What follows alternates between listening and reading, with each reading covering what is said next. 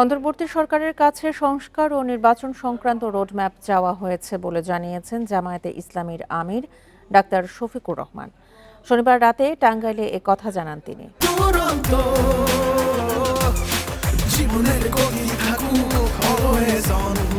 এ সময় তিনি সাংবাদিকদের জানান, কি বিষয় সংস্কার হবে তা উল্লেখ এবং কতদিনের মধ্যে তা বাস্তবায়ন হবে তা স্পষ্ট করে দিতে হবে। সংস্কার কার্যক্রম সফল হলে এরপর নির্বাচনের রোডম্যাপ দিতে হবে। কক্সবাজারে ডাকাতের হামলায় নিহত সেনা কর্মকর্তা তানজিম সারওয়ার এর পরিবারের সঙ্গে টাঙ্গাইলে দেখা করার পর এসব কথা বলেন তিনি।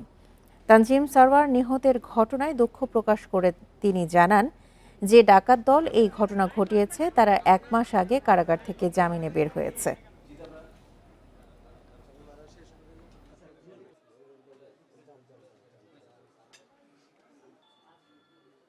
আমরা দুটি রোডম্যাপ চেয়েছি। একটা সংস্কারের জন্য সেই রোডম্যাপে নির্দিষ্ট হতে হবে যে কী বিষয়ে সংস্কার হবে এবং কতদিনের ভিতরে সংস্কার হবে। এই সংস্কারের রোডম্যাপটা যদি সাকসেসফুল হয় তাহলে পরবর্তীটা দেরি না করেই দিতে হবে নির্বাচনের রোডম্যাপ। কিন্তু প্রথমটা যদি সফল না হয় দ্বিতীয়টাও ব্যর্থ হবে। আমরা কোনো ব্যর্থ নির্বাচন চাচ্ছি না।